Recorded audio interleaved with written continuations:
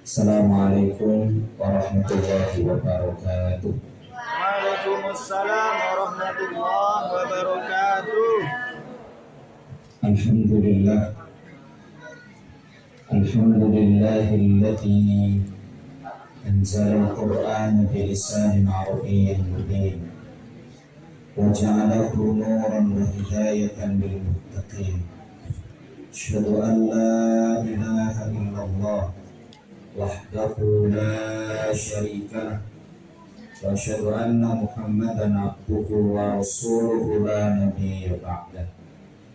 Allahumma salli wa sallim wa barik ala sayyidina Muhammadin wa ala alihi wa sahbihi wa man tabi'ahum bi ihsanin ila yaumiddin, amma ba'd. Yang sama-sama kita hormati Ketua Pondok Pesantren Darut Tarbiyah Bapak Kiai Haji Abdul Muiz Saadi MA, yang kami hormati Ketua Yayasan Darut Tarbiyah Ustadzah Haja Ummu Syahid, para pengurus Pondok Pesantren, hadir bersama kita Kiai Haji Ahmad Fauzi, Masya Allah, para ustadz yang hadir pada kesempatan ini, para ustadzah dan anak-anakku semuanya, generasi emas yang akan mengharumkan nama Islam. Anak-anak semuanya, bagaimana kabarnya malam hari ini? Baik?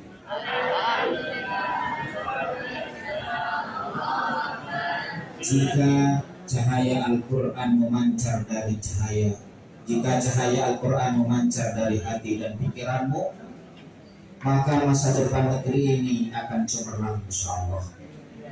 Tetapi ketika cahaya Al-Quran itu sudah redup dari anak-anak muda, khususnya di negeri yang kita cintai ini, maka redup pula kejayaan bangsa ini.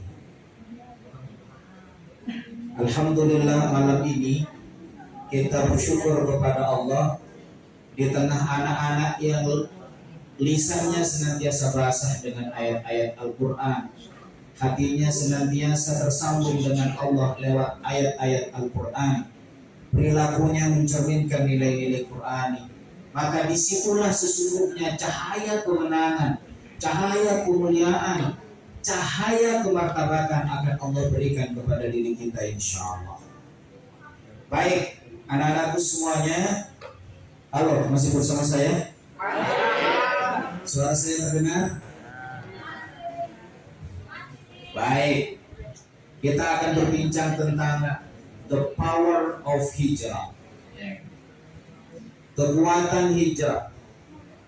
Tadi sempat disinggung oleh Ustadzah bahwa hijrah itu ada dua, makani dan maknawi. Makani itu tempat ya. Jadi hijrah menurut definisi tempat ini berarti hijrahnya Rasulullah dari kota Makkah ke kota Madinah.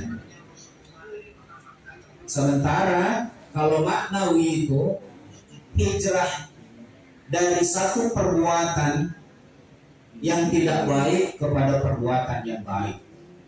Hijrah dari perasaan yang tidak baik pada perasaan yang baik. Hijrah dari pikiran kerdil pada pikiran-pikiran besar. Hijrah dari sifat malas menjadi rajin. Hijrah dari sikap kalah menjadi pemenang. Teman-teman semuanya siap untuk berhijrah? Siap. Ini yang siap cuma beberapa gelintir. Teman-teman siap untuk berhijrah? Siap. Siap berhijrah dari malas menjadi semangat? Siap menjadikan hari-hari yang tersisa dalam hidup kita ini menjadi hari-hari yang semakin maksimal berinteraksi dengan Al-Quran? Siap? Siapnya setengah matang bisa posisi. Baik. Halo anak-anakku semuanya, kita mesti siap. Jika tidak, Jika tidak, maka waktulah yang akan menghijrahkan kita. Sekali lagi, jika kita tidak siap berhijrah, maka kita akan dipaksa untuk berhijrah. Tapi paksaan itu akan mencelakakan kita. Kenapa? Karena boleh jadi kita akan dipindahkan. Ketika kita terus malas, maka kita akan dipindahkan pada jurang kemalasan yang membuat diri kita terhinakan. Karenanya jangan tunggu untuk dihijrahkan, tetapi berusaha dengan kekuatan hijrah.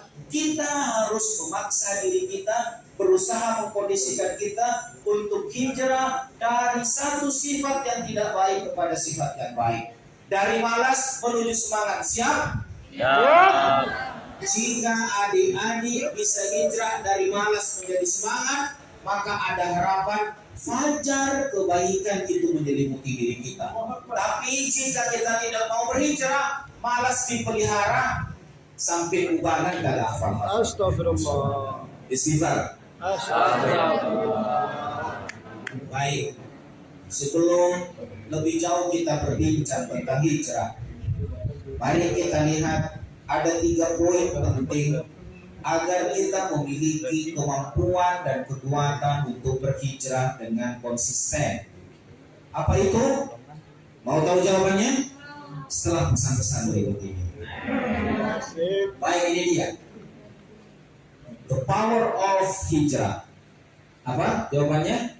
NPM. Apa adik-adik? NPM. Jadi jika adik-adik mau hijrah, milikilah kekuatan ini. Kekuatan apa? NPM. N-nya apa kira-kira? Niat. Yang tahu saya kasih hadiah. Yang tahu saya kasih hadiah. 1, 2, 3. N-nya apa? Ya. Yang bilang niat saya kasih Pajero. Wih. Dan beli sendiri. Halo, masih bersama saya. Masih. Teman-teman semuanya, inilah N-nya. N-nya apa? Niat. Seringkali niat itu begitu dekat dengan kita, begitu familiar pada diri kita. Tetapi sesungguhnya ada 3 kekuatan pada niat itu. Ada 3 kekuatan pada niat itu. Siapa yang bisa menjawab dapat alpan dan bayar Sendiri. Pada niat itu adik-adikku semuanya ada 3 kekuatan.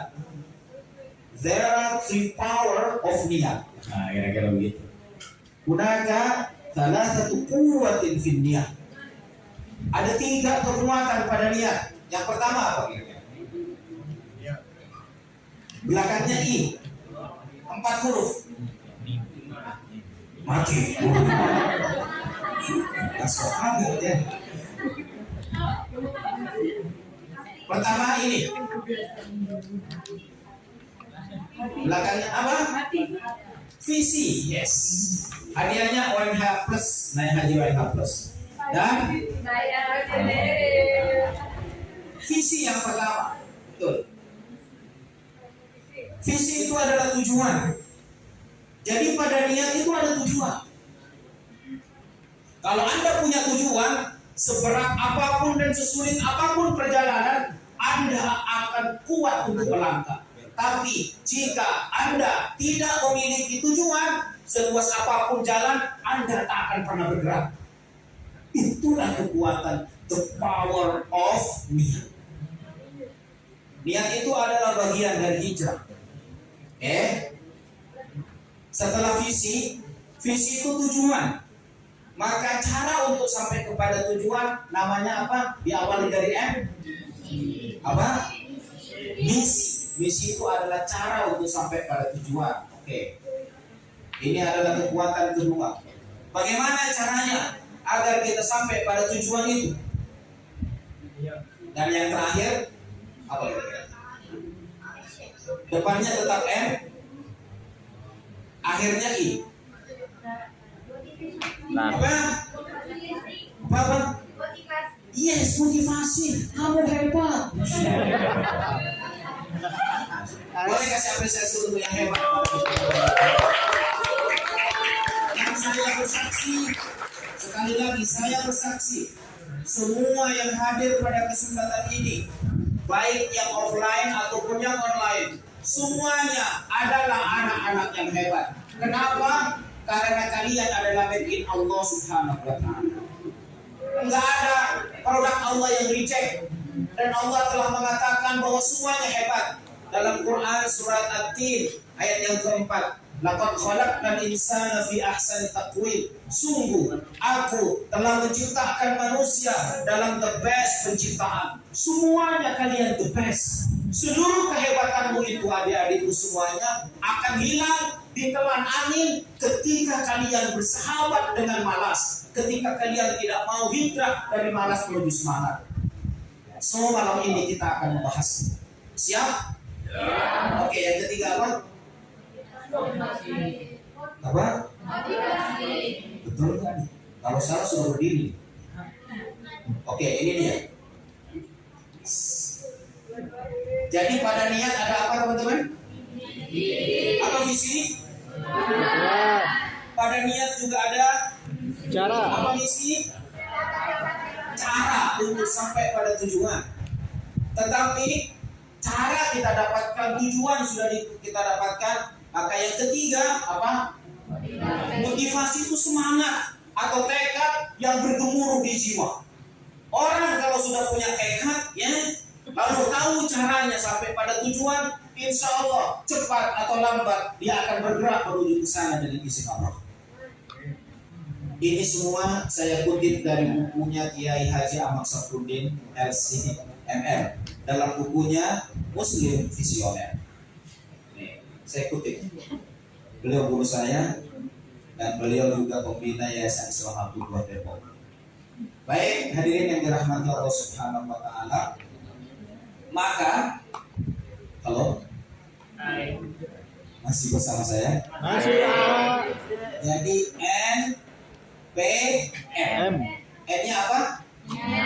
Pada hijrah itu ada niat. Itu sebabnya Rasulullah Sallallahu Alaihi Wasallam bersabda, Innamal a'malu wa innama likulli imri'in ma nawa. Faman kanat hijratuhu lidunya yusibuha, faman kanat hijratuhu ila Allahi wa rasulihi, fa hijratuhu ila Allahi wa rasulihi. Wa man kanat hijratuhu lidunya yusibuha aw imra'atin yankihuha, fa hijratuhu ila ma hajara ilaihi. Muttafaqun alaih. Di sini Rasulullah hendak menegaskan, sahabatku, kita akan tinggalkan kota kelahiran kita, kota di mana kita pijaki tanahnya, kota di mana kita hirup air udaranya, kita minum airnya. Tapi hari ini Allah memerintahkan kita untuk meninggalkan kota yang kita cintai ini. Untuk apa? Kita berhijrah untuk Allah dan Rasulnya. Padahal kita terlahir di sini, kita pijaki tanahnya, kita minum airnya, kita hirup udaranya, kita besar di sini, kita berkeluarga di sini. Sungguh kita mencintai tanah ini. Tetapi ada yang lebih dicintai. Siapa? Ada yang lebih dicintai bagaimana iman kepada Allah tetap terawat. Karena kita terancam di kota Makkah ini, terancam keimanan kita, terancam fisik kita. Ayo kita tinggalkan tempat yang kita cintai pada yang lebih kita cintai. Siapa itu? Allah. Hijrah dari sesuatu yang kita cintai kepada yang lebih kita cintai. Masya Allah. This is the power of hijrah. Inilah sesungguhnya kekuatan hijrah. Meninggalkan yang kita cintai kepada yang lebih. Masya Allah. Adik-adik, ada yang dari kampung nggak? Kelihatan dari suaranya. Sama saya juga orang kampung, ya, Masya Allah. Kalau orang kampung senang nggak? Tapi kenapa Anda ada di sini? Yes, good. Wow. Very clever, Masya Allah. Very good. Kenapa Anda tinggalkan ibumu yang kau cintai? Kenapa kau tinggalkan kampung kelahiranmu yang kau cintai? Satu, ada yang jauh lebih cintai, apa itu? Allah menuntut ilmunya Allah. Jadi teman-teman, tujuan Rasulullah hijrah, visinya adalah Allah. Maka cara-caranya harus diridhoi oleh semangatnya pun semangat yang terbangun karena mencintai siapa? Itu teman. Kalau kita memiliki tujuan melakukan sesuatu karena Allah, maka ini jawabannya. Jika niatnya karena Allah, maka Allah akan mudahkan caranya. Lalu Allah akan kuatkan semangat dan tekadnya. Kemudian karena dunia miliknya. Jadi adik-adikku, kalau kita meninggalkan sesuatu karena siapa? Maka Allah akan mudahkan namanya cara untuk sampai ke sana. Dan Allah akan kuatkan apa? Tekad dan semangatnya. Masya Allah. Kenapa? Karena dunia ini milik siapa? Allah Subhanahu wa Ta'ala. Masya Allah. Baik.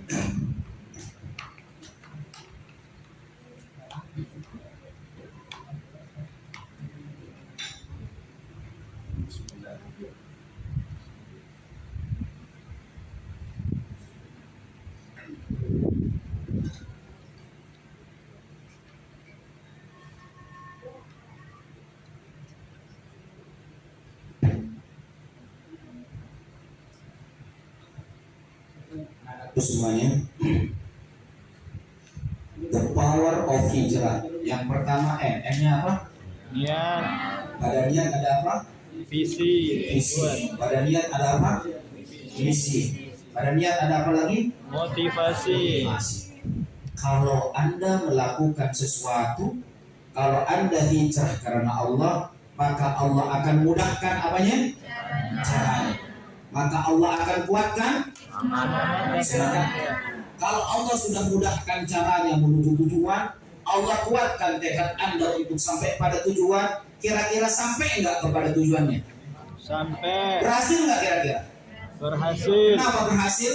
Karena dunia milik Dunia Allah. dan seisinya milik siapa? Allah. Nanti kita akan lihat bagaimana Rasulullah dibayang-bayangi oleh ancaman, dibayang-bayangi oleh kilatan pedang, dibayang-bayangi dengan darah yang akan menetes dari leher Rasulullah. Tapi Rasulullah tetap berjuang menjemput takdir kemenangan yang akan telah dijanjikan oleh Allah Subhanahu wa Ta'ala. Insya Allah. Jadi adik-adik, jangan khawatir.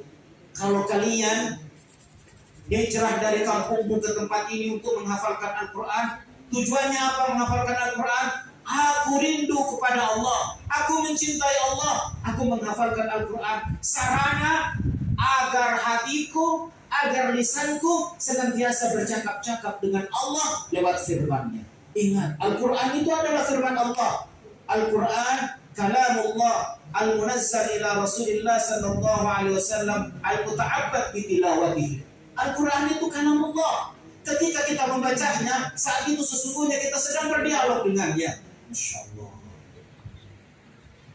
Dan kalamullah al-munazzal ila Rasulillah yang diturunkan kepada Rasulullah dan membacanya al-muta'abbad bi tilawatihi, dan setiap pembacanya itu dihitung ibadah. Masya Allah. Bahkan pahalanya setiap hurufnya 10 kebaikan. Apa maknanya adik-adik? Jika engkau niatnya menghafal Al-Quran itu bukan dunia, tetapi aku menghafal ini karena aku mencintaimu ya Allah. Kenapa aku mencintaimu? Karena dari ujung rambut sampai ke ujung kaki itu adalah nikmatmu. Setiap yang aku tatap adalah nikmatmu. Mata ini ya Allah bisa menatap segala sesuatu karena nikmatmu. Aku tak mungkin hidup tanpa nikmatmu. Karena aku hidup, aku bahagia, aku senang, aku bisa berjumpa dengan ibuku. Ibuku adalah nikmat darimu. Ayahku adalah nikmat darimu. Kampungku adalah nikmat darimu. Karena seluruh hidupku tak pernah lepas dari nikmatmu, maka aku mencintaimu ya Allah. Karena aku ingin bersyukur kepadamu. Puncak dari syukur itu, aku hijrah dari kampungku untuk menghafal Al-Quran karenamu. Jika engkau berhijrah karena Allah, jika engkau niatkan menghafal Al-Quran karena Allah, Allah lah yang akan menguatkan hafalanmu. Allah lah yang akan memudahkan engkau menghafalnya. Bagaimana janji Allah dalam Al-Quran? Ketika Allah menjanjikan kepada Rasulullah, sanukri'uka fala, kami akan bacakan kepada wahai Nabi Muhammad, sekali kami membacakan kepadamu, selamanya engkau tak akan pernah lupa tentang Al-Quran. Jadi Rasulullah langsung menghafal.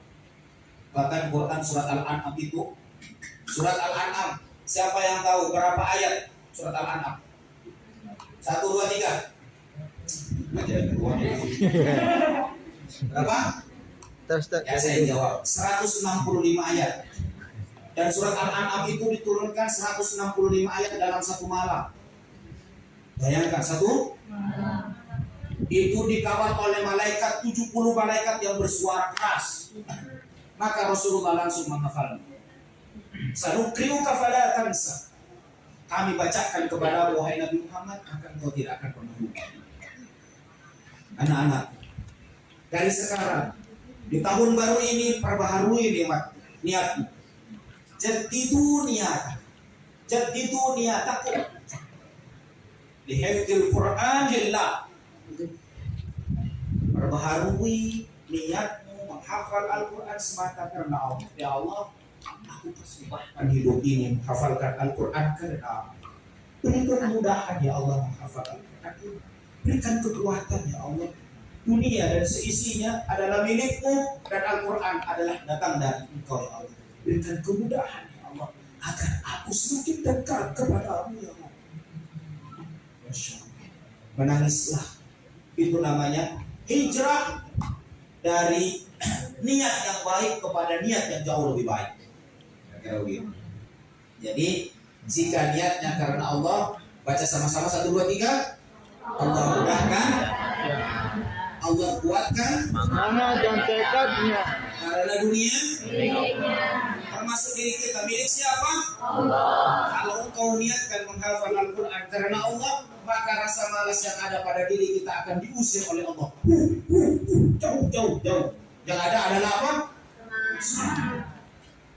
Selama ini banyakkan semangatnya atau banyakkan malasnya? Iya. Terima kasih atas kejujuran. Maka akan nanti ada filmnya ketika kejujuran berbicara. Maka bertasbihlah cinta di Kali Ciliwung. Baik rekan-rekan semuanya. Lah, kok mati? Yes. Baik, adik-adik. Oke, pertama kita sudah bahas Niat. N-nya apa tadi? Niat. Jika niatnya karena Allah, baca Allah akan mudahkan caranya. Allah akan karena dunia ini apapun yang adik-adik lakukan. Adik-adik ingin membahagiakan gurumu karena Allah, maka Allah akan mudahkan caranya untuk membahagiakan guru. Apa itu? Tiba-tiba sudah mondok di sini, suatu ketika ketok rumah Ustaz. Assalamualaikum. Waalaikumsalam. Ayah naon nih? Saya naon. Terus apa yang kemarin? Saya hanya ingin mengamalkan firman Allah dalam Quran surat At-Duha. Wa amma bi ni'mati rabbika terhadap nikmat Allah tuturkanlah, sebarkanlah. Aku ingin bertutur kepadamu, wahai Ustaz. Tentang apa? Emang ada yang melamarmu? Bukan itu, masih jauh. Ya.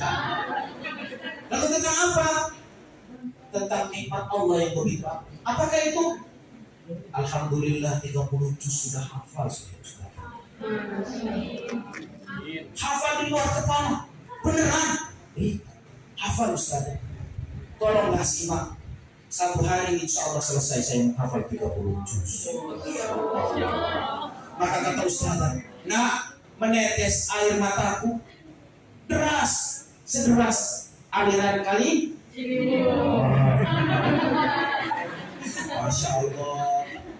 Bangga melihat bulan. Inilah surga di dunia sebelum aku dicicipkan oleh Allah surga di akhirat. Masya Allah. Itu cara membahagiakan Ustaz. Halo, masih bersama saya? Selama ini banyakkan mana? Semangatnya atau malas? Istighfar sama-sama. Istighfar. Masya Allah. Tak ada orang yang duduk kecuali menghirup udara Allah. Bagaimana mungkin kalian malas untuk membaca ayat-ayat Allah? Padahal tak ada sedetik mata, tak ada setiap tarikan nafas kecuali kita bergantung kepada Allah. Kenapa kita malas untuk mendekam ayat-ayat Allah? Istighfar. Istighfar sekali lagi. Selanjutnya, setelah N apa kira-kira? B-nya apa?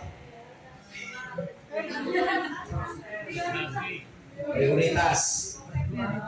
Perjuangan, Masya Allah. Perjuangan. Yes, mendekati proses. Sebelum proses apa? Acara ini nggak mungkin tiba-tiba terjadi seperti ini. Ya, setelah persiapan ada apa? Yes, perencanaan sedang. Bisa apresiasi Pak. Kamu. Wartawan silakan disorot. Ini kan pakai masker ya, pakai masker. Jadi saya ingat seperti film di ayat-ayat cinta ya. Pemeran utamanya Aisyah. Apa tadi? Halo, masih bersama saya? Iya, baik. Saya lanjutkan. P-nya apa nak? Perencanaan.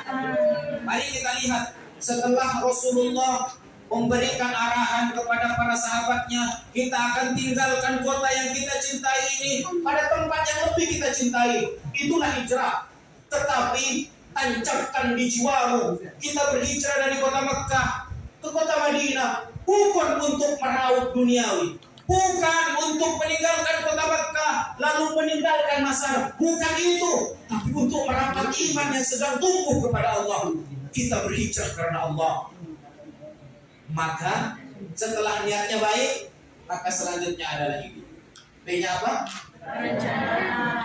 Perencanaan ini ada dua. Perencanaan sebelum hijrah dan perencanaan saat hijrah. Itu sudah dirancang oleh Rasulullah. Perencanaan dan persiapan sekaligus. Mari kita lihat betapa jelinya Rasulullah dan para sahabatnya merencanakan sebuah hijrah yang akan membuat cahaya Islam mengalir dan menerangi akhir dunia. Mari kita lihat teman-teman. Hijrah itu, hijrahnya Rasulullah itu terjadi pada tahun ke-13 kenabian. Pada tahun berapa? 13. Berarti Rasulullah sudah berapa tahun berdakwah di kota Makkah? 13. Jadi kalau Rasulullah masih ada di kota Makkah, itu hitungannya tahun pertama kenabian, tahun kedua kenabian, tahun ketiga kenabian, sampai tahun ke-13. Nah, ketika Rasulullah hijrah ke kota Madinah, maka perhitungannya bukan satu kenabian lagi, tetapi tahun pertama Hijriah, tahun kedua Hijriah. Yes. Sekarang tahun berapa? Tahun 1444 Hijriah. Berarti dihitungnya sejak Rasulullah ada di Madinah atau sejak ketika Rasulullah ada di Makkah? Jadi hitungan Hijriah itu adalah nuqtatut tahawwul, titik perubahan. Siapa yang ingin berubah, maka berhijrahlah. Berhijrah itu adalah bergerak dengan penuh semangat dari sesuatu yang tidak baik menjadi baik, dari tempat yang tidak kondusif, dari tempat yang tidak baik ke tempat yang baik. Bergerak. Jika Anda mau berubah, lakukan satu hal, apa itu? Bukan. Jika Anda mau berubah, lakukan satu hal, maka Anda akan berubah. Apa itu? Lihat saya, lihat. Konsentrasi. Lupakan seluruh kaos kaki yang belum dicuci. Oke, lihat saya. Saya akan tunjukkan satu kata agar Anda berubah. Ini satu kata. Angkat tangannya begini. Angkat tinggi-tinggi. Doa. Anda sudah kan? Letakkan di sini. Para pemirsa di seluruh penjuru tanah air, siapapun yang ingin berubah, lakukan satu hal. Apa itu? Bergerak. 1, 2, 3. 1, 2, 3. 1, 2, 3. 1, 2, 3. 1, 2, 3. Oke. Ada yang berubah nggak di ruangan ini? Ada. Dari yang sunyi menjadi apa? Basic. Orang yang sederhana, kalau nampak ganteng atau nampak cantik, lakukan pergerakan apa? Berubah nggak? Coba yang perempuan, ya. Kalau Anda melakukan perubahan yang baik, Anda akan menjadi baik, ya. Nanti ngaca di kamar, lalu kemudian ucapkan Bismillah, buncis. Apa? Buncis. Halo, masih bersama saya? Jadi hijrah itu sesungguhnya tentang bagaimana kita bergerak. Jangan malas, jangan mager. Apa mager? Tapi tetap mager. Baik, mari kita lihat teman-teman perencanaan sebelum hijrah. Pada tahun ke-11, tahun ke-12 sebelum Rasulullah hijrah, apa yang terjadi? Ini dia yang terjadi. Rasulullah hidupkan jiwa orang Madinah yang baru masuk Islam di Baitul Aqabah pertama dan kedua dengan Al-Quran. Jadi Baitul Aqabah pertama itu teman-teman terjadi pada tahun ke-11 kenabian.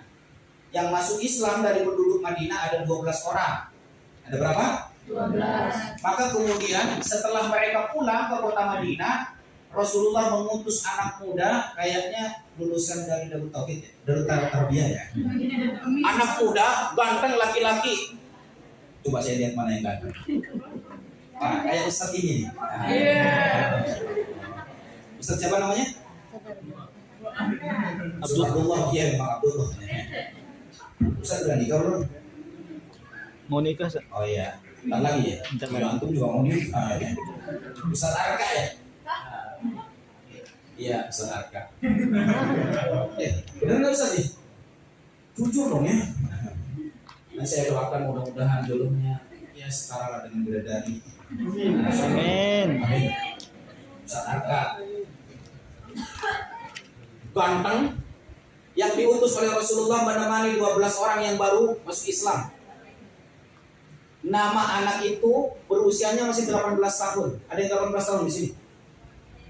Ini berapa? 17. Siapa namanya kamu? Coba berdiri sedikit. Berdiri. Wow. Siapa namanya nak? Syamil. Syamil itu berarti menyeluruh. Jadi dia punya pemahaman yang menyeluruh dan hafalan Al-Quran yang juga menyeluruh. Juz 1 sampai juz 10. Syamil utusan Rasulullah yang diutus oleh Rasulullah ke kota Madinah menemani 12 orang yang baru masuk Islam itu sebesar Syamil usianya 18 tahun. Kalau Syamil sekarang kan 17 tahun. Kira-kira sebesar Syamil itu. Tapi nggak tahu gantengnya sama atau enggak, saya nggak tahu. Saya kan udah kembali. Terus kalau saya bilang sama, nanti kalau nggak sama kan fitnah ya. Masya Allah. Baik. Apa tugasnya Mus'ab bin Umair? Wahai Mus'ab, temani 12 orang yang baru masuk Islam itu. Temani di mana ya Rasulullah? Temani mereka pulang ke kota Madinah. Itu 12 orang masuk Islam di Makkah, tempatnya di Aqabah. Makanya disebut dengan Bai'atul Aqabah pertama. Berjanji setia kepada Rasulullah di Aqabah. 12 orang masuk Islam. Ketika pulang lagi ke Madinah, ditemani siapa namanya yang nemenin? Mus'ab bin Umair. Usianya berapa? Berapa?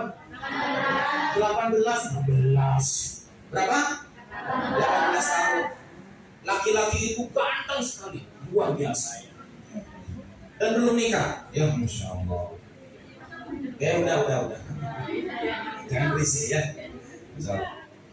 Apa tugasnya? Dua tugasnya kata Rasulullah. Ajarkan 12 orang itu dan ajarkan penduduk Madinah membaca Al-Quran. Membaca apa nak? Al-Quran. Membaca Al-Quran. Lalu yang kedua, ajarkan mereka hukum-hukum Islam. Jelas sampai di situ?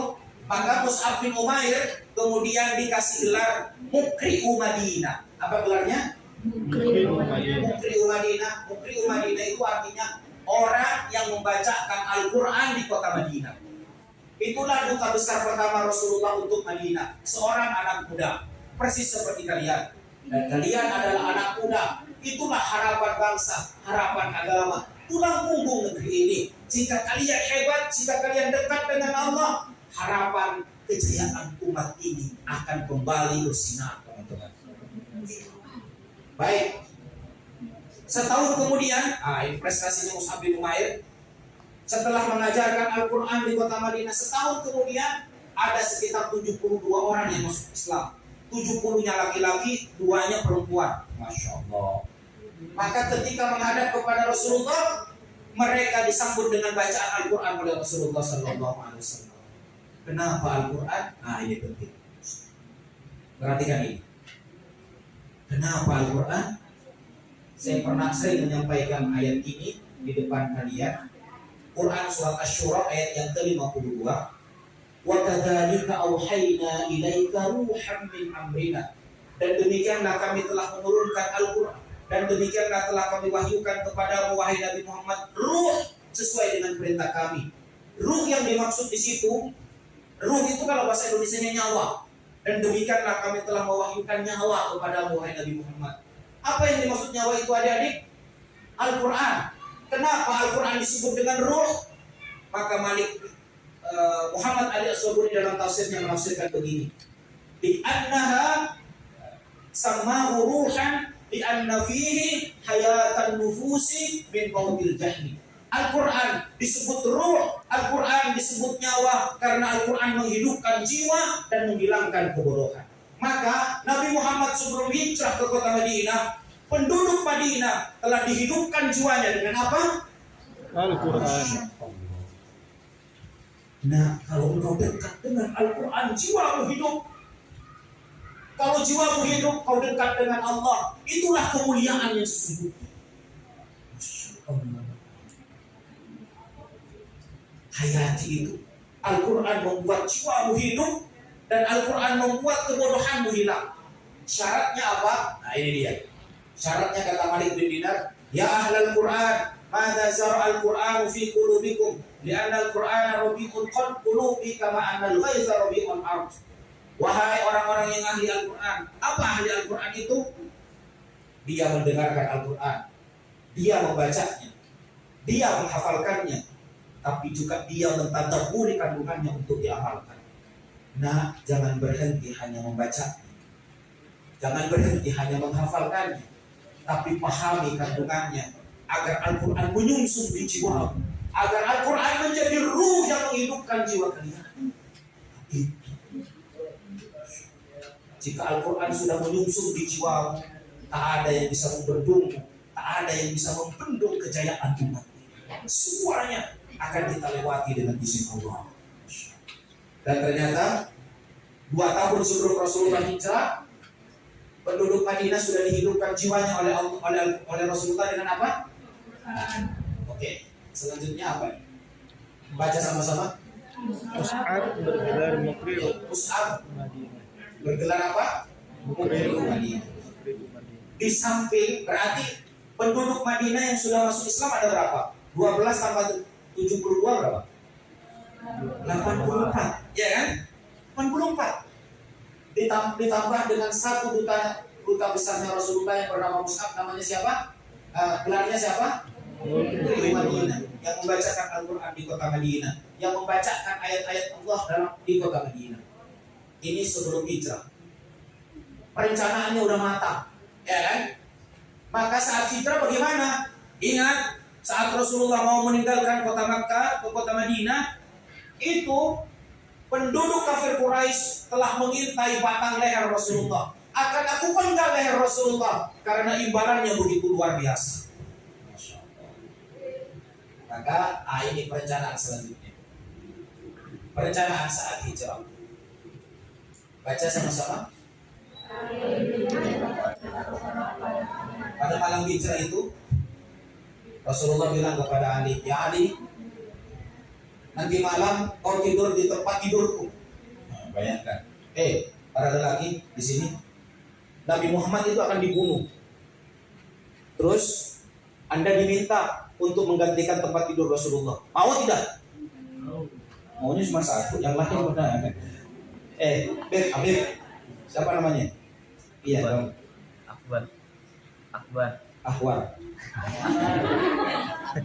Akbar, Habib Akbar. Masya Allah, hidungnya kayak Habib Rizik ya, Masya Allah. Baik, ya Beb. Mau kau gantikan tempat tidurnya Rasulullah? Masya Allah. Allah baik. Ini foto siapa ya? Itu bagus dari aslinya ini. Insya Allah. Di pamfletnya, wih keren apa pakai jas gitu kan? Pas datang, ini bener nggak sih? Jangan menghina ya. Baik, teman-teman. Ali tidur di situ. Malam hari Al-Ghujuz sudah mengepung rumah Rasulullah. Ya kan? Tapi ingat, jika niatnya karena Allah, maka Allah akan mudahkan. Allah akan mudahkan caranya. Allah mudahkan caranya. Bagaimana? Quran surat Yasin ayat yang ke 9. Wa ja'alna min baini aydihim wa min khalfihim fa'aghshaynahum hum la yubsirun. Ketika Rasulullah mau keluar dari rumah itu, Ali sudah ada di dalam. Siap ya Rasul. Apa yang terjadi? Ingat, dunia ini milik siapa? Allah. Kalau Allah mau, gampang bagi Allah. Betul? Nah, kalau Allah mau, Anda hafal dalam 1 bulan, selesai itu urusan. Masalahnya Anda minta sama Allah. Minta beneran? Orang habis sholat, baca surat dan mengantuk-antuk. Ada yang netes lagi dari sini. Itu pun disebar sama temannya. Terus netes. Kau tahu Ustaz, saya juga pernah di pesantren ya. Lanjut. Sampai di mana tadi? Kalau Allah punya mau, urusannya mudah nggak? Mudah. Yes, urusannya mudah. Maka apa yang terjadi? Dengarkan ini. Ketika Rasulullah mau keluar dari rumahnya, di depan Al-Ghujuz itu dibikin ada tirai. Ada penghalang yang tidak bisa melihatnya. Di belakangnya ada tirai. Lalu kemudian mereka yang berjaga semuanya dibikin ngantuk dan tidur. Rasulullah bisa keluar nggak? Kalau Allah mau memudahkan kalian untuk mudah menghafal Al-Quran, mudah. Masalahnya, adakah hati kita layak untuk dimudahkan membaca ayat Al-Quran? Menghafalkan ayat Al-Quran. Masalahnya hati. Kalau hati ini seringkali digelayuti dengan kemaksiatan, Masya Allah, itu yang memberatkan kita untuk menghafal Al-Quran. Istighfar sama-sama. Istighfar. Oke, setelah itu baca. Apa yang terjadi? Kalau Madinah di situ, rumah Rasulullah di sini, maka Gua Thur di sini. Jadi Rasulullah mengecoh dulu nih. Kan Rasulullah sedang dikejar kan? Bersama Abu Bakar. Yo Abu Bakar, ikut saya kemana ke Gua Thur? Ke sini dulu. Ya kan? Mestinya kan langsung ke sono ya kan? Ini namanya strategi. Mengecoh lawan. Berapa hari di sana? 3 hari. Di dalam gua itu 3 hari, coba bayangkan. Makanannya dari mana? Terus untuk mengetahui informasi di luar apakah sudah aman atau tidak, bagaimana? Rasulullah juga telah mempersiapkannya dan merencanakannya. Seperti apa? Ini dia. Baca. Abdullah bin Abu Bakar sebagai penyurat berita. Jadi kalau malam di Gua Thur itu ada 3 orang. Nabi Muhammad, Abu Bakar, dan Abdullah bin Abu Bakar. Abdullah itu anaknya Abu Bakar. Abdullah bin Abu Bakar kalau malam ada di gua Hira, ada 2 gua Tur itu. Tapi kalau pagi dia keluar. Ngapain keluar? Mau tahu setelah pesan-pesan berikut ini. Coba baca lagi. Apa itu? Asma binti Abu Bakar dan Aisyah binti Abu Bakar itu sebagai penyuplai makanan, ya kan? Oke, saya lanjutkan. Setelah itu ada siapa? Amir bin Fahira. Amir bin Fahira pengembala kambing. Oke, sampai di sini begini teman-teman. Konsentrasi. Lupakan wesel yang belum diterima. Atau apa namanya, transfer yang belum diterima. Oke, perhatikan ini. Di gua Tur itu kalau malam berapa orang? 3. Siapa saja? Oke. Tapi pagi harinya Abu Bakar keluar. Kemana? Ke kota. Untuk ngapain? Menyadap informasi. Abdullah bin Abu Bakar keluar untuk menyadap informasi yang sedang berkembang. Orang sedang berbicara tentang apa? Masya Allah. Jadi hadirin, anak-anakku semuanya, kalian boleh tinggal di sini, tapi pikiranmu seolah-olah telah menguasai dunia. Kau tahu bagaimana informasi di belahan dunia. Ingat, detik ini orang sedang berbondong-bondong mencari kebenaran. Kebenaran itu semuanya ada dalam Islam.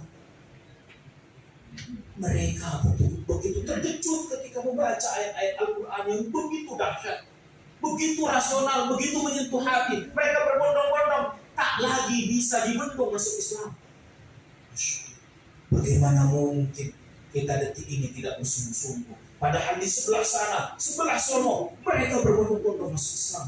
Walaupun kemudian Islam senantiasa diciptakan jelek bagi mereka yang tidak mencintainya. Masya Allah. Nah, Abdullah bin siapa? Mencari apa? Informasi di luar. Ini orang sedang ngomongin apa nih? Masih ngomongin Rasulullah. Jangan berangkat dulu ya Rasul. Sampai hari ketiga sudah aman ya Rasul. Mereka sudah tak lagi membicarakan engkau. Ayo kita berangkat ke kota Madinah. Nantilah. Setelah itu, kan kalau pagi hari kan keluar tuh, ya kan? Ada bekasnya nggak di padang pasir itu? Nah, pagi hari dia berangkat, lalu kemudian Aisyah dan siapa? Asma menuju ke gua, ya kan? Untuk nganterin apa? Makanan. Lalu kemudian dia pulang. Ada bekasnya nggak? Siapa yang tugasnya menghapus bekas itu? Dia mengembak. Pagi harinya dia mengembala kambing untuk menghapus jejak-jejak itu. Sore harinya Abdullah bin Abu Bakar kan datang, ya kan? Ada jejaknya enggak? Maka siapa? Amir bin Fahira pulang dari mendekat dari gua Tur itu pulang, ya kan? Untuk menghapus jejak siapa? Tapi dengan mengembala kambing, dan kambingnya itu diperas susunya. Masya Allah. Maka Rasulullah di dalam gua makanannya terjamin, informasinya dapat, dan stamina-nya tetap maksimal. Minum susu. Iya, Masya Allah. Abang masih bersama saya? Adik-adik, ini penting. Jangan kalian suka minum minuman yang berwarna. Contohnya apa Pak Ustaz? Cola, Fanta, Sprite. Ya kan? Ya kan? Loh, betul kan? Cola, Fanta, Sprite. Ya kan? Kurang bagus, ya kan? Apa? Yang bagus itu apa? Madu, susu, kambing. Itu bagus deh. Minum madu, minum susu, susunya apa? Wes, mantap. Kau tahu Ustaz, saya langganannya susu kambing Betawa. Mau beli sama saya boleh, ya? Itu bagus. Saya tuh anak-anak saya yang mohon maaf, bahkan anak-anak saya mudah-mudahan aku Al-Quran semuanya. Anak yang pertama sudah store 30 juz, dan pas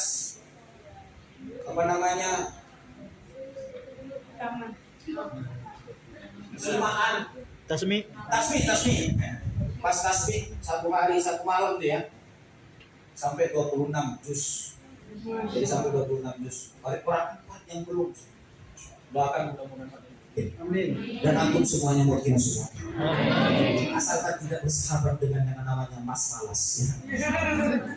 Halo, masih bersama saya? Baik. Sampai di mana tadi?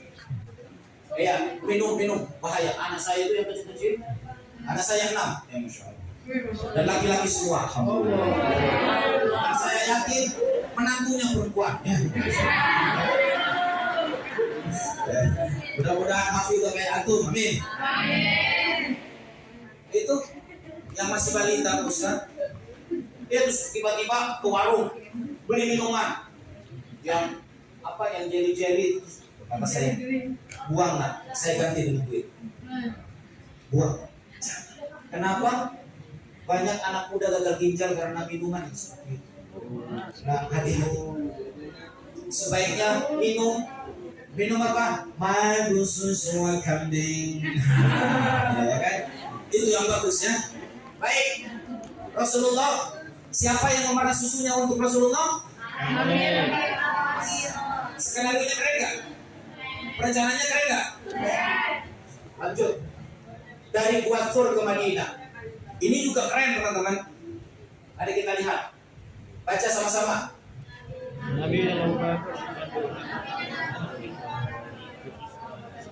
Jadi untuk berangkat ke kota Makkah, ke kota Madinah,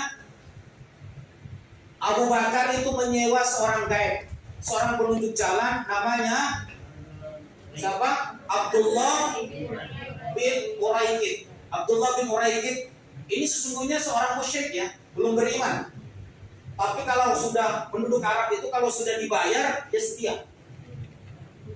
Maka dia memandu Rasulullah untuk ke kota Madinah lewat jalan yang tidak biasa dilewati. Kalau dalam bahasa kita jalan apa itu? Jalan tikus. Tikus penjara ya, jalan tikus. Nah setelah itu apa yang terjadi? Ini lihat. Baca sama-sama. Sudah lewat jalan tikus itu teman-teman. Sudah jalan tikus nih. Masih ada yang tahu. Namanya siapa? Suraqah bin Jaksam. Suraqah bin Jaksam itu, jangan-jangan itu Muhammad. Kalau aku bisa memenggal lehernya, aku akan menjadi kaya raya. Karena sudah ada maklumat siapa yang bisa membunuh Rasulullah, hidup atau mati, maka imbalannya kekayaan yang luar biasa. Maka Suraqah bin Jaksam mengejarnya. Dan Rasulullah naik unta teman-teman. Tetapi Suraqah bin Jaksam naik kuda. Kudanya mendekat kepada Rasulullah. Ingat, jika niatnya karena Allah, maka Allah akan mudahkan, maka Allah akan kuatkan.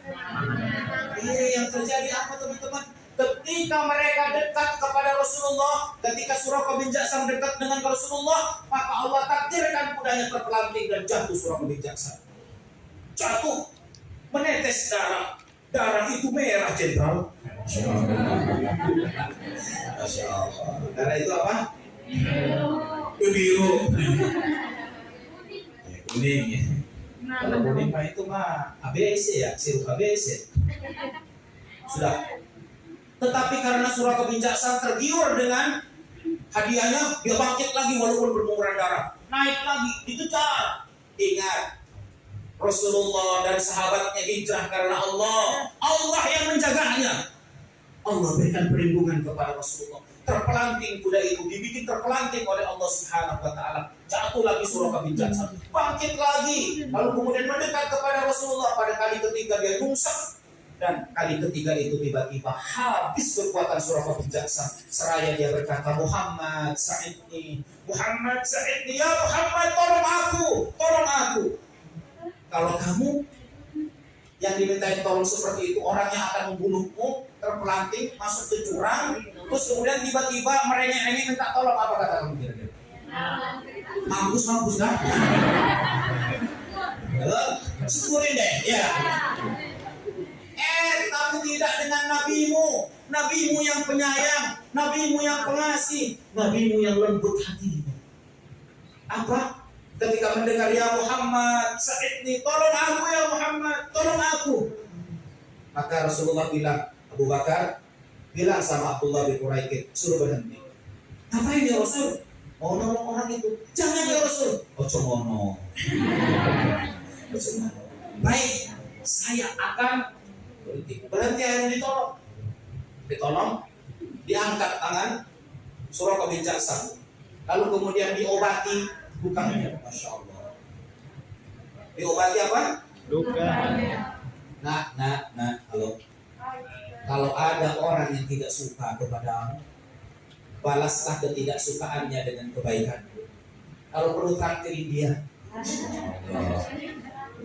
Ya usil sama kamu, suka pokoknya jeleklah sama kamu. Sesekali apa? Dapat kiriman, beliin yang enak-enak. Apa itu? Madu susu. Pak, untuk engkau. Bukan saya, ya bener. Iya. Kok kamu baik banget sih? Ya lagi ada kiriman. Besoknya beliin hamburger. Besoknya lagi beliin piscok. Besoknya lagi beliin tape goreng. Nah kalau begitu, kok dia masih ngambek, biarkan dia ngambek.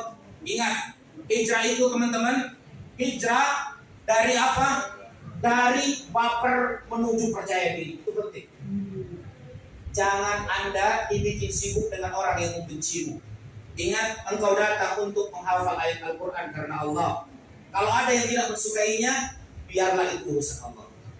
Ingat, seperti makhluk Allah yang bernama matahari dan bulan. Matahari dan bulan, dia tetap bercahaya walaupun tidak ada orang yang menatapnya. Betul tidak?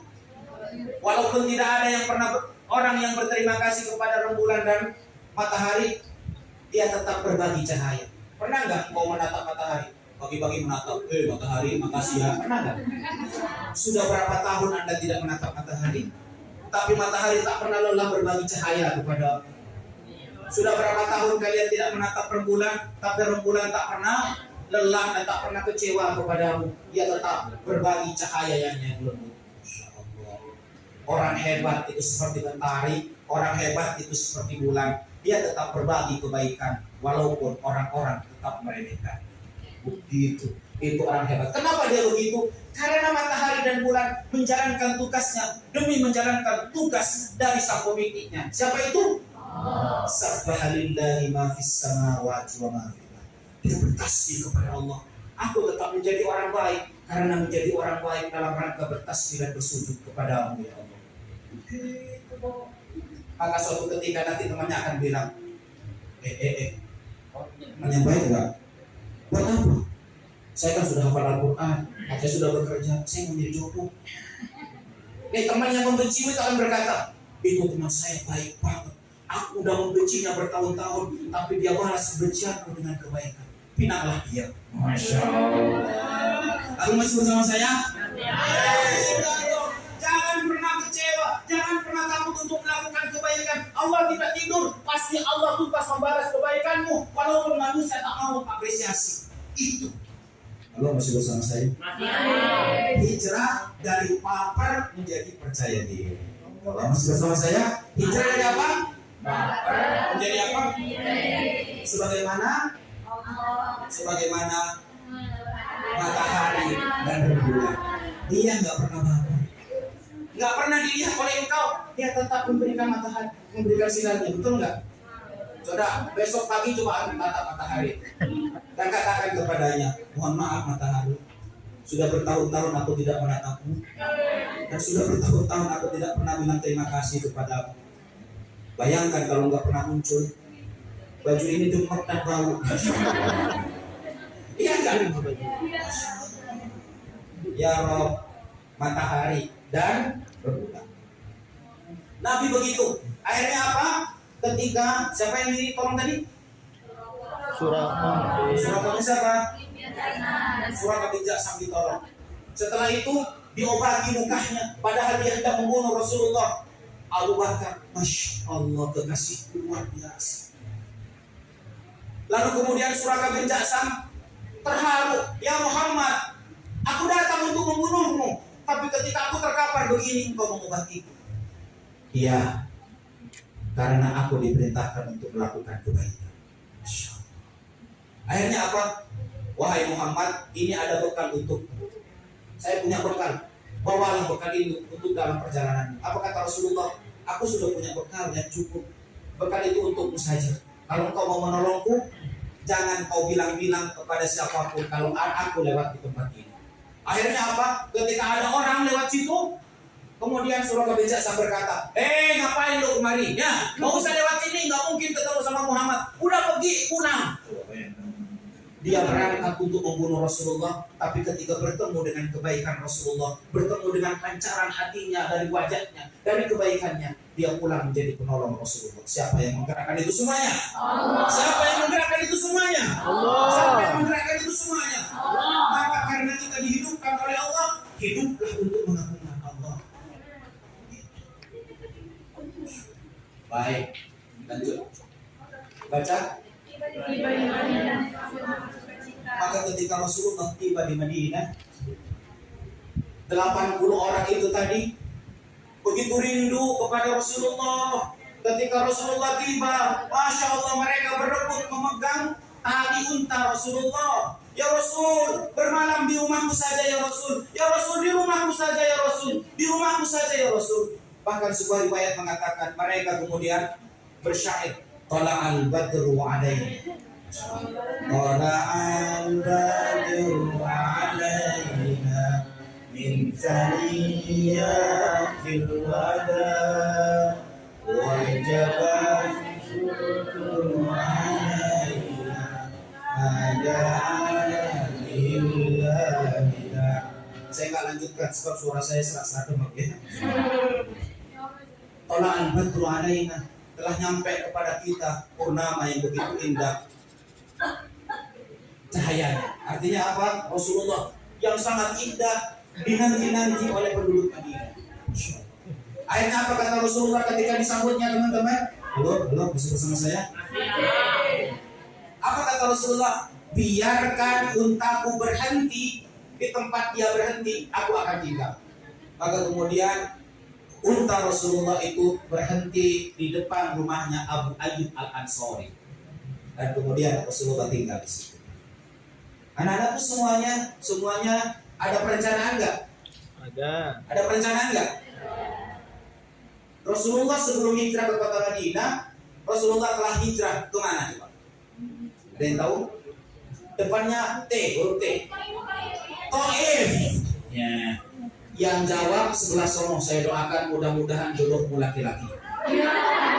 Soleh, hafal Al-Quran, wajahnya gandang, hatinya gandang, isi dompetnya juga cemerlang.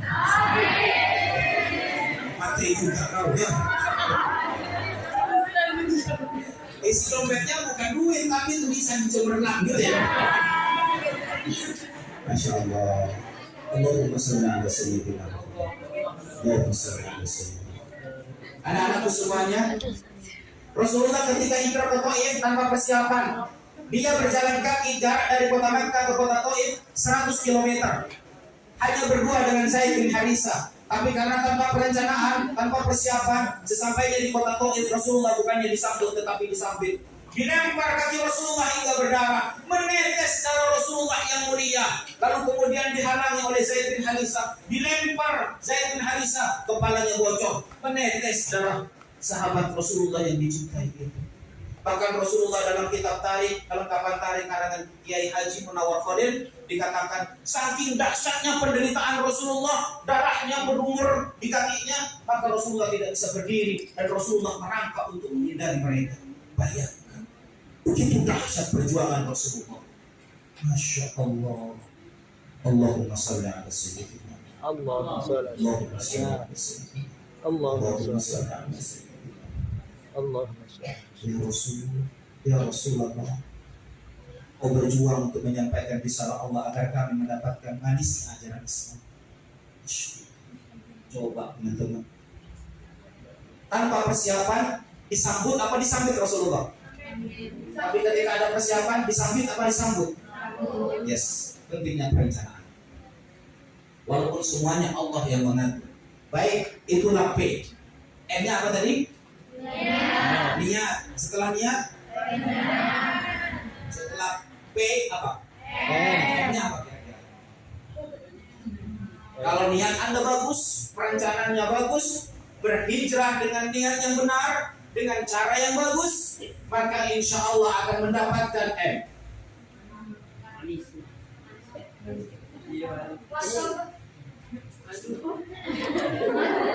Madu, ini apa madu orang nih? Yes, manfaat, kumpulan dari manfaat.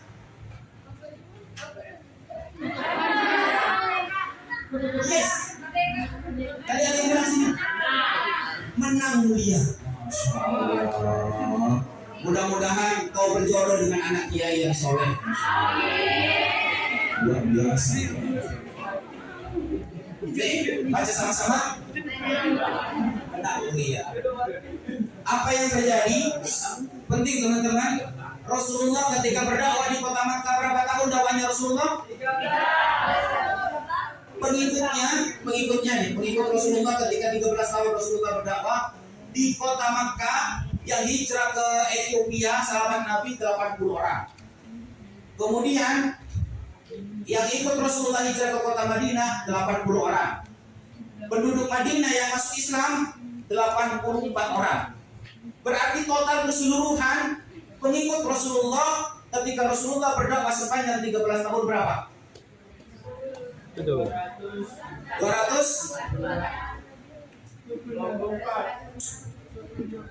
Kalau 80 gimana? 84 gimana sih? 240 kita bulatkan jadi berapa? 250 orang pengikut Nabi selama 13 tahun berdakwah di Makkah. Tapi teman-teman, ketika Rasulullah hijrah ke kota Makkah, Masya Allah, tadi ayat yang dibacakan, wa may yuhajir fi sabilillahi yajid fil ardi muragaman katsiran wasa'. Siapa yang berhijrah di jalan Allah demi mengharap ridha Allah, yajid fil ardi muragaman katsiran wasa', maka dia akan mendapatkan tempat hijrah yang luas dan rezeki yang banyak. Masya Allah. Apa yang terjadi? 10 tahun kemudian Rasulullah berdakwah di kota Madinah. Memang gempuran demi gempuran begitu dahsyat, tetapi Rasulullah telah memilih kota Madinah sebagai tempat hijrah karena Allah Subhanahu wa taala. Maka ketika hijrah itu dilakukan karena Allah, maka siapa yang akan memudahkan caranya? Allah. Siapa yang akan menguatkan kekuatannya? Allah. Apa yang terjadi anak-anak semuanya? 10 tahun kemudian, apa yang terjadi? Dari 250 orang itu, maka ketika dalam haji wada pada tahun ke-9 Hijriah, pengikut Rasulullah menjadi 125.000 orang. Masya Allah. Berapa kali lipat? Coba hitung. Dari 250 orang menjadi 125.000. 10. Ayo. Sambil Anda berpikir saya minum ya. 500.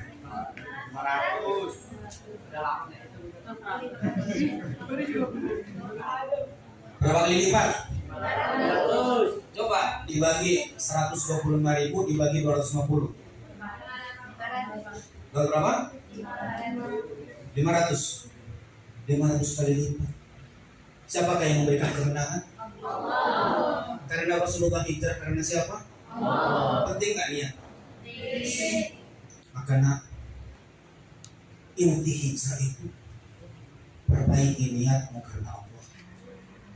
Aku memilih tidak baper menjadi percaya diri karena siapa? Allah. Biar orang mengatakanku yang tidak baik, itu urusan dia, itu hak dia berbicara. Tapi hakku menebarkan kebaikan karena Allah. Masya Allah.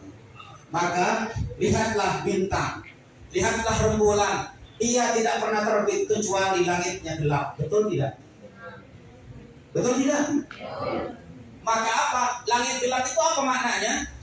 Langit gelap itu adalah apa? Kegelapan itu adalah simbol penderitaan, simbol masalah, simbol ketidakbaikan. Maka orang sukses, orang yang berpikir hebat adalah biar aku dalam kegelapan, aku tak akan pernah berhenti memancarkan cahaya kebaikan. Maka engkau akan menjadi bintang-bintang di langit kehidupan ini. Takbir. Allah. Itu dong. Itu hijrah. Ya kan? Hijrah dari baper kepada apa? Karena siapa? This is the power of hijrah. Baik, teman-teman. Jumlah yang dan 125.000 orang itu bukan hanya jumlahnya banyak, tetapi jumlah yang berkualitas yang siap memimpin dunia. Setelah itu teman-teman, dua negara superpower, Romawi dan Persia, dengan izin Allah mampu ditaklukkan dengan tangan-tangan cinta mereka. Dan Islam memimpin dunia sepanjang 800 tahun namanya.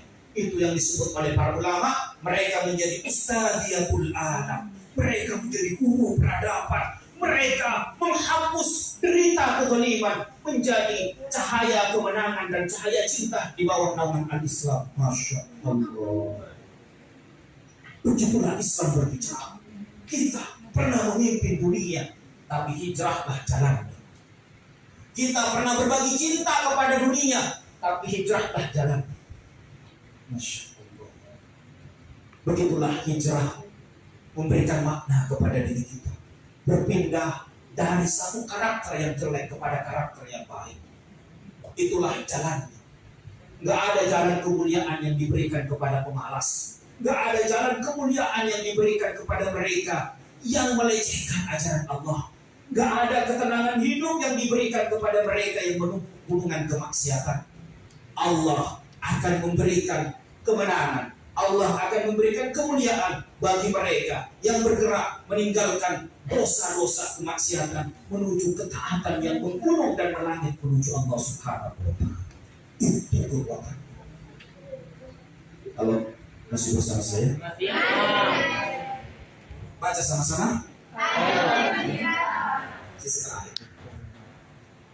Ayo berhijrah. Kita tidak tahu apakah tahun ini adalah tahun di mana kita akan menyempurnakan tahun ini selesai, atau tahun ini nama kita bertuliskan di batu nisan. Kita tidak tahu apakah di tahun ini kita masih bisa sempurna menyelesaikan tahun ini dan bisa menatap kedua orang tua kita, atau kedua orang tua kita harus meneteskan air mata perpisahan untuk kita. Tidak ada yang tahu. Tapi yang jelas, wa ma tadri nafsun madza taksibu ghadan, wa ma tadri nafsun bi ayyi ardin tamut. Dan tak seorang pun tahu di belahan bumi manakah. Wa ma tadri nafsun madza taksibu ghadan. Dan tak seorang pun tahu apa yang ia akan lakukan esok hari. Kita tidak tahu esok hari masih ada kesempatan melihat mentari. Esok hari apakah ada kesempatan untuk bersama-sama teman sejati? Kita tidak tahu. Dan kemudian Allah mengatakan, "Wa ma tadri nafsun madza taksibu ghadan, wa ma tadri nafsun bi ayyi ardin tamut." Dan tak seorang pun di belahan bumi manakah kalian akan menghembuskan nafasnya. Apakah di pesantren ini, atau sedang tidur, atau sedang di kamar mandi, atau sedang tilawah, atau sedang di mana. Tapi yang jelas, anak-anak, saya dan kalian semuanya diintai oleh takdir kematian 24 jam. Maka mumpung ada kesempatan, ayo berhijrah. Berhijrah dari kemaksiatan menuju ketaatan. Berhijrah dari malas menuju semangat. Berhijrah dari tidak sungguh-sungguh kepada kesungguh-sungguhan. Berhijrah dari niat bukan karena Allah menuju Allah Subhanahu wa Ta'ala. Ayo berhijrah. Niatkan semua aktivitas hidup kita ini untuk Allah. Mulai dari berbusana, aku berbusana menutup aurat karenamu ya Allah. Hilangkan yang lain. Aku berbusana demi mengharap ridhomu ya Allah. Bayangkan anak-anak, ketika Anda berbusana hanya untuk mencari simpati lawan jenis, tiba-tiba saat Anda menggunakan busana itu, lalu nafasku ditarik oleh Allah dan engkau mati dalam keadaan seperti itu, betapa malangnya diri ini. Istighfar. Istighfar. Astagfirullah. Masya Allah. Lanjut. Anak-anakku semuanya, berhijrahlah dari membaca Al-Quran sekedar membaca Al-Quran. Berhijrahlah dari menghafalkan Al-Quran sekedar mengejar setoran. Berhijrahlah dari mendekat Al-Quran hanya sekedar rutinitas. Jadikanlah Al-Quran sebagai penghidup jiwamu karena Allah. Baca Al-Quran, rasakan nikmatnya dan minta kepada Allah setiap engkau membaca ayat Al-Quran. Ya Allah, berikan kemampuan kepada hamba untuk memahami kandungan ini. Ya Allah, jadikan ayat ini penggetar jiwa hamba, pelembut jiwa hamba, penghidup jiwa hamba, agar kami merasakan nikmat yang tiada terkira berinteraksi dengan Al-Quran ini. Ya Allah, agar lelah dan capek menghafal Al-Quran hilang, berganti dengan rasa cinta dan rasa bahagia. Tolong ya Allah, tolong ya Allah. Berhijrahlah anak-anak dari sekedar membaca, dari sekedar menghafal mengejar setoran, tapi ingat, berhijrahlah membaca Al-Quran demi karena Allah untuk menghidupkan jiwa ini. Kalau jiwamu sudah hidup, secapek apapun kau membaca Al-Quran, kau tak akan pernah merasakan capek. Engkau akan merasakan bahagia berlama-lama dengan membaca Al-Quran. Ya Allah, karuniakan kepada kami kelezatan membaca Al-Quran. Ya Allah, karuniakan kepada kami kelezatan menghafal Al-Quran, kelezatan memahami kandungannya. Ya Allah, kelezatan mengamalkannya. Takdirkan kami semuanya min ahli Quran. Ya Allah, anak-anak, ayo berhijrah. Kau menghafal bukan karena takut kepada ustaz, bukan karena takut kepada kedua orang kamu, tidak. Hafalkan Al-Quran agar Allah cinta kepadamu. Hafalkan Al-Quran agar jiwamu hidup.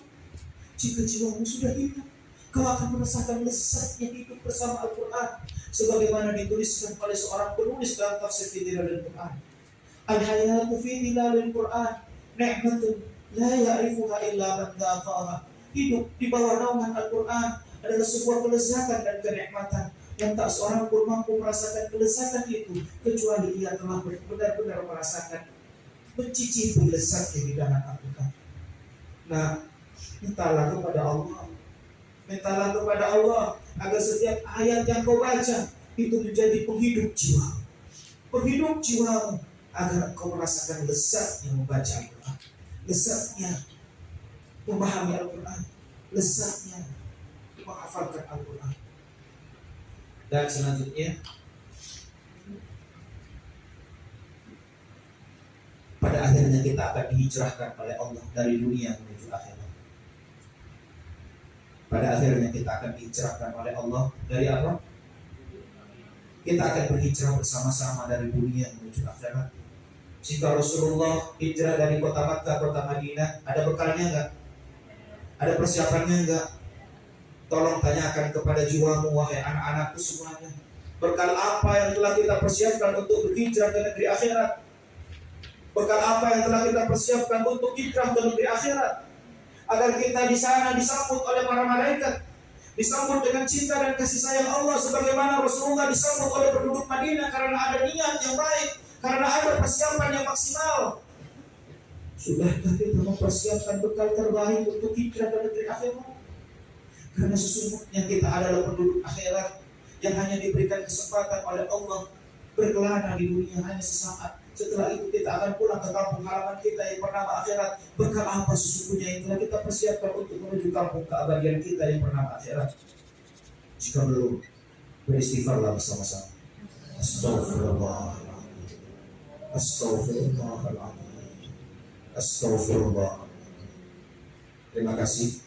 Mudah-mudahan 10 menit ini menjadi ilmu yang disempurnakan oleh Allah Subhanahu wa Ta'ala. Baiklah anak-anakku semuanya, saya sudah menyampaikan, dan mudah-mudahan ikhtiar ini bersamaan dengan ridha Allah Subhanahu wa Ta'ala. Terima kasih sekali lagi. The power of hijrah saya singkat menjadi N-nya apa? Ada niat, ada apa? Visi, misi dan motivasi. Visi dan setelah sempurna niat karena Allah, maka milikilah apa? Perencanaan. Setelah selesai perencanaan, insya Allah akan Allah berikan apa? Menang dan mulia. Terbukti nggak untuk Rasulullah? Baik, selamat berhijrah dari satu hal yang tidak baik menuju hal yang diridhoi Allah Subhanahu wa Ta'ala. Mudah-mudahan Allah mudahkan caranya, Allah kuatkan tekad dan semangatnya. Adamallahu wa iyyakum ajma'in. Assalamualaikum warahmatullahi wabarakatuh.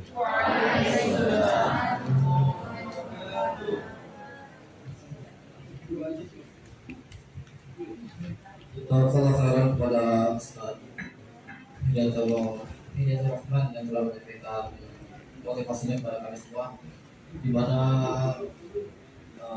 banyak definisi pengertian hijrah yang sampaikan oleh beliau, dan di mana jika kita ingin atau ingin berhijrah itu harus ada NPM, yaitu niat, di dalamnya ada visi dan tujuan, dan di dalam N juga ada misi yaitu cara serta motivasi, dan P yaitu perencanaan, dan perencanaan itu terbagi menjadi dua, yaitu perencanaan sebelum hijrah, yang kedua perencanaan saat hijrah, dan yang ketiga menang mulia. Menurut anak pribadi sendiri dari apa yang disampaikan oleh Ustaz tadi, hijrah itu tentang bagaimana kita bergerak ke depan dalam hal kebaikan kepada Allah, bukan agar menuju ke kehancuran. Nauzubillah. Selanjutnya baiklah kita menuju ke sesi tanya jawab, di mana kami hanya dua pertanyaan saja, yang pertama dari Iwan, kedua dari Iwan. Pada para peserta yang ingin bertanya, kami silakan. Baik, dari ikhwannya satu, dari akhwatnya satu. Ada yang mau bertanya akhwatnya? Ya, silakan Pak. Ikhwannya ada satu, ikhwannya. Oke, akhwatnya ada lagi? Oke, satu. Ya, satu, dua, oke. Ya, Calon Presiden.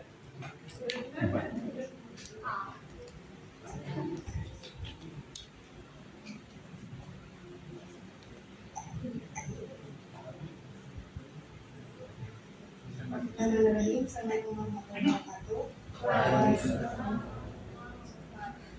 Ana adalah dari RT Pasmi, ingin bertanya, kan kalau misalnya niat kita karena Allah, pasti semangat dan niatnya akan dikuatkan.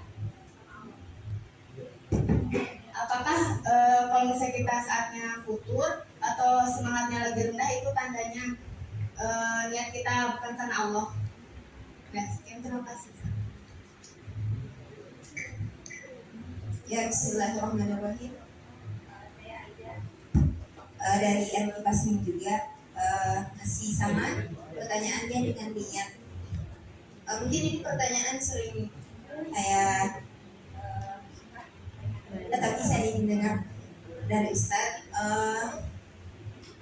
untuk niat itu sendiri.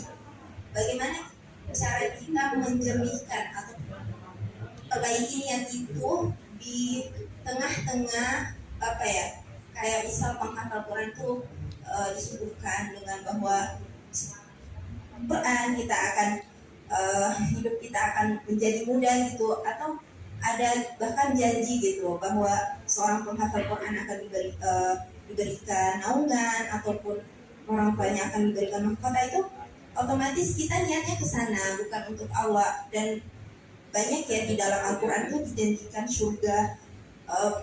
Maka setiap ibadah kita tuh seakan-akan kita meniatkan ke sana bukan untuk Allah. Apakah amal kita ini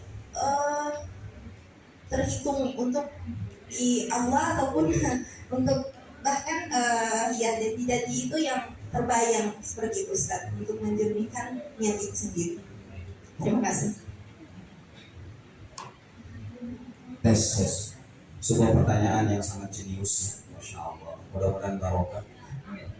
Yang pertama Ustaz, niatkan karena Allah. Kalau niatnya karena Allah, Allah yang memberikan kemudahan dan memberikan semangat. Kalau futur bagaimana Ustaz? Baik, pada niat ada berapa hal tadi? 3. Visi, motivasi. Nah, pada motivasi ini, ya kan? Ini teman-teman. Tujuannya udah benar, ya. Caranya udah benar, tapi kok malas? Berarti pada motivasinya kan? Ingat perkataan Ali bin Abi Thalib. Al-maksiyatu halawatus sa'ah thumma mararatul umr. Kemaksiatan itu lezat sesaat, tetapi pahitnya kehidupan yang berkepanjangan. Boleh jadi ketika kita futur, ya, karena ada kemaksiatan yang sering kita lakukan. Maka kemaksiatan itu membuat hidup ini menjadi pahit. Artinya apa? Kita tidak bersemangat. Tapi kata para ulama, kalaupun kau begitu, ya, kalaupun kau begitu, kalaupun hatimu tidak semangat, tapi paksakan lisanmu untuk tetap berpikir, paksakan lisanmu untuk tetap membaca Al-Quran. Sebab boleh jadi pada lisan yang tulus membaca Al-Quran, pada lisan yang berpikir walaupun hatimu lalai, Allah akan menghapus kelalaian. Begitu, ya. Jadi kalau futur itu bisa jadi, ya kan, kita sedang melakukan kemaksiatan. Nah, Pak Ustaz, perasaan saya kalau maksiat nggak nyuri. Maksiat ada 2. Maksiat ada berapa? 2. Ada maksiat pasif dan ada maksiat progresif. Masya Allah. Maksiat pasif itu ya nyolong duit, itu maksiat pasif. Berbohong itu maksiat pasif. Tapi yang progresif apa maksiatnya? Begini. Kerupuk satu harganya berapa? 1.000 ya. Ada anak kecil dikasih uang sama orang tuanya 10.000. Nah, beli kerupuk, ya kan? Terus tiba-tiba anak itu pulang hanya membeli kerupuk 5 kerupuk. Mestinya anak itu bawanya berapa? 10 kan? Tapi hanya bawa berapa? 5. Kata emaknya, kok 5? Mestinya 10 dong, ya kan? Margin kekurangan itu, ya kan? Kata si anak, iya, saya buat jajan. Nah, ya kan? Padahal anak itu kan tidak mencuri, ya kan? Tapi dia tidak menggunakan duit itu sebagaimana mestinya.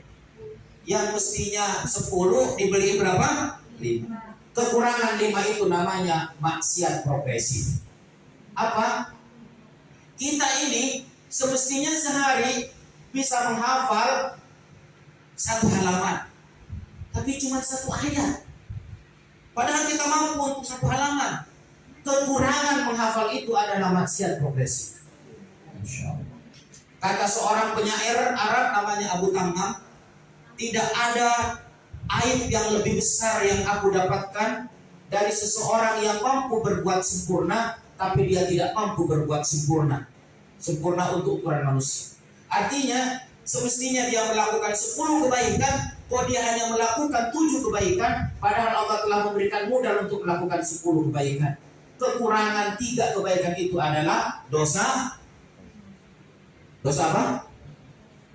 Maksiat. Dosa progresif.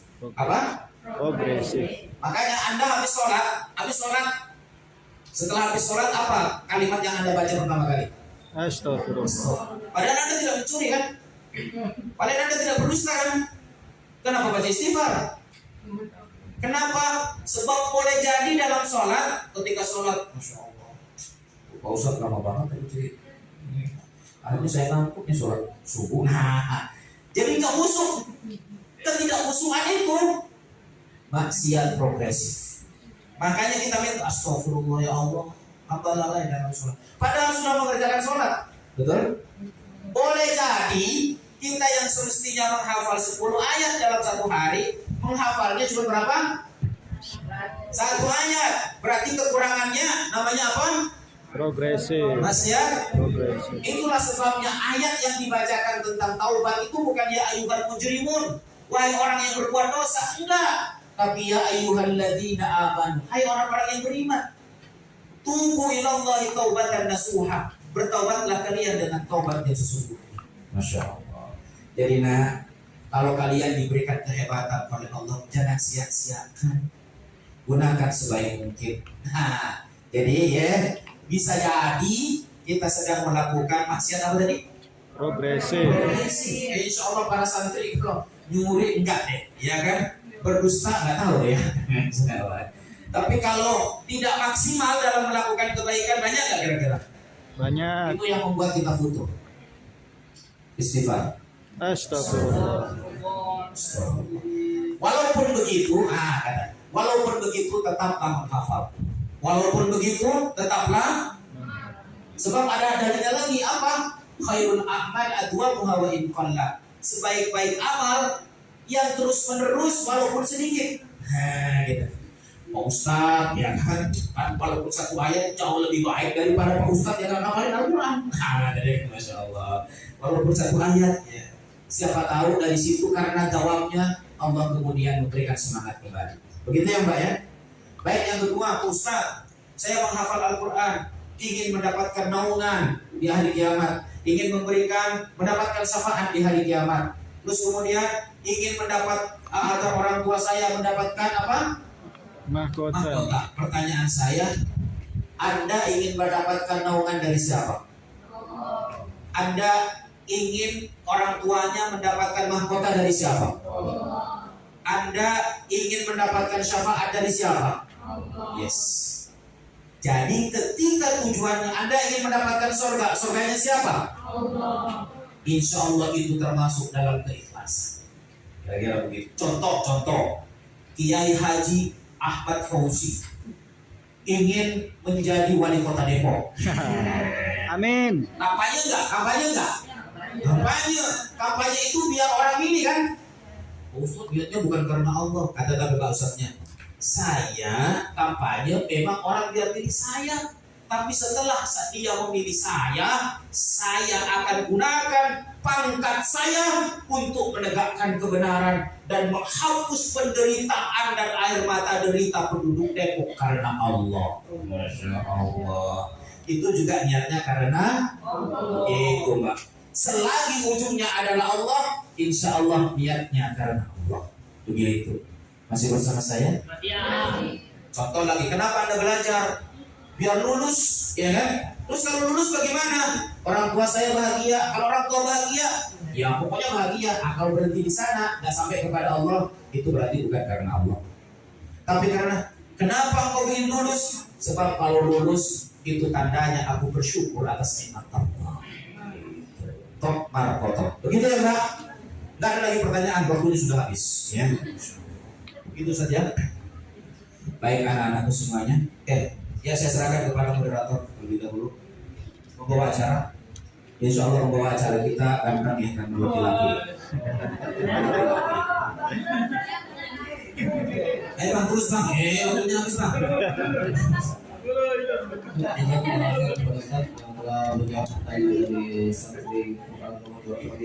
Selanjutnya yaitu sesi doa dan muhasabah yang langsung diberikan oleh Ustaz Rahmat. Ustaz. Anak-anakku semuanya, kalau renungkan sejenak, doa kita insya Allah tidak lama, tapi renungkan satu hal. Engkau tidak akan pernah merasakan nikmatnya hafalan. Engkau tidak akan pernah merasakan nikmatnya menghormati guru. Tidak akan pernah merasakan nikmatnya sholat kalau hatimu tidak bening, kalau hatimu tidak bersih. Hanya dari hati yang bersih, yang tersambung dengan Allah, itulah yang membuat engkau merasakan nikmatnya membaca Al-Quran, nikmatnya menghormati orang tua, nikmatnya menghormati guru, nikmatnya terus melakukan kebaikan walaupun mungkin orang tidak menilai. Oleh sebab itu, sebelum kita berdoa, bersihkan hati kita dengan bersama-sama beristighfar kepada Allah. Kita baca istighfar sama-sama. Astaghfirullahaladzim, Astaghfirullahaladzim. Astaghfirullahaladzim. Astaghfirullahaladzim. Astaghfirullahaladzim wa atubu ilaih. Bismillahirrahmanirrahim. Allahumma salli ala sayyidina Muhammad wa ala alihi wa sahbihi ajma'in. Alhamdulillahi rabbil alamin. Hamdan yuwafi ni'amahu wa yukafi'u mazidah. Ya Rabbana lakal hamdu kama yanbaghi li jalali wajhika wa 'azimi sultanik. Allahumma ighfir lana wa liwalidina warhamhum kama rabbawna shighara. Allahumma ighfir lana, wahai Allah, ampunilah dosa-dosa kami semua ya Rabb. Ya Allah, tak ada satupun di antara kami yang bisa hidup kecuali pasti kami menikmati nikmat-nikmat-Mu ya Allah. Kami bisa hidup karena jantung kami terus berdetak. Engkau yang memberikan kekuatan kepada jantung kami untuk berdetak. Paru-paru kami bisa berfungsi karena Engkau menyediakan udara tidak pernah berhenti. Kau fungsikan akal kami ya Allah. Kau fungsikan pembuluh darah kami hingga kami bisa hidup. Kau fungsikan mata kami hingga kami bisa menatap. Kau fungsikan lisan kami tidak tulus sehingga kami bisa berucap. Kau fungsikan telinga kami sehingga kami bisa mendengar. Wahai Allah, betapa kami sangat tergantung kepada-Mu. Tanpa-Mu tak mungkin kami hidup ya Rabb. Wahai Allah, inilah hamba-hamba-Mu yang senantiasa mengkonsumsi nikmat-nikmat-Mu menghadap kepada-Mu. Tapi ya Rabb, seringkali nikmat-nikmat-Mu seringkali kami gunakan untuk bermaksiat kepada-Mu ya Rabb. Mata kami nikmat-Mu ya Rabb, tapi seringkali kami menatap hal yang dilarang pada-Mu ya Rabb. Ampuni kami ya Rabb. Wahai Allah, inilah hamba-hamba-Mu yang berlumuran dosa mengetuk pintu Arsy-Mu. Ampuni ya Rabb. Jika Engkau tidak mengampuni kami, niscaya kami akan binasa. Kami tidak akan pernah merasakan nikmat ini.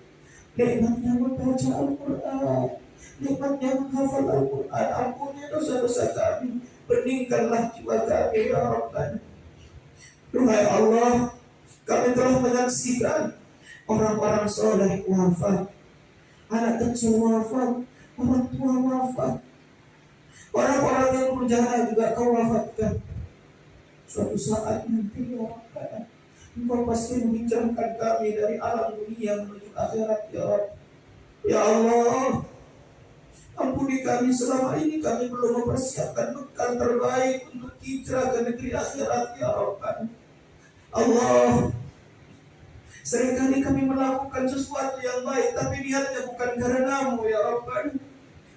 Ya Rabbana, ya Allah, jika tak lama lagi kehidupan kami akan segera berakhir, izinkan kami mengetuk pintu Arsy-Mu ya Rahman. Izinkan kami mengetuk pintu Arsy-Mu ya Rahman. Jadikanlah sisa hidup kami yang masih tersisa ini ya Allah, sisa hidup yang merasakan nikmat yang membaca Al-Quran, nikmat yang menghafal Al-Quran ya Rabbana, karena Kau anugerahkan hati yang bersih kepada kami. Nikmatnya salat berjamaah ya Allah, nikmatnya menghormati kedua orang tua kami, nikmatnya menghormati guru-guru kami, dan nikmatnya berjuang di jalan-Mu ya Allah. Wahai Allah, takdirkan ya Rabbana hari di mana Engkau akan mencabut nyawa kami.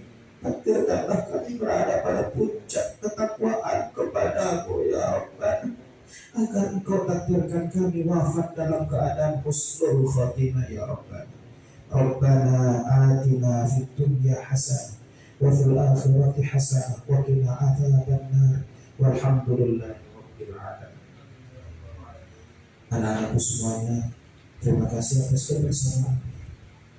Biasakanlah meneteskan air mata munajat kepada Allah, karena air mata munajat karena takut akan dosa-dosa dan azab Allah, itulah air mata yang membuat kita diharamkan disuntukkan api neraka. Sering-seringlah bermunajat anak-anakku, agar hatimu cemerlang, agar hati kita cemerlang. Dari hati yang cemerlang, itulah yang membuat hafalan Al-Quran melengket di jiwamu. Sekali lagi terima kasih, mohon maaf atas segala kekurangan. Adanallahu wa iyyakum ajma'in. Assalamualaikum warahmatullahi wabarakatuh. Waalaikumsalam warahmatullahi wabarakatuh.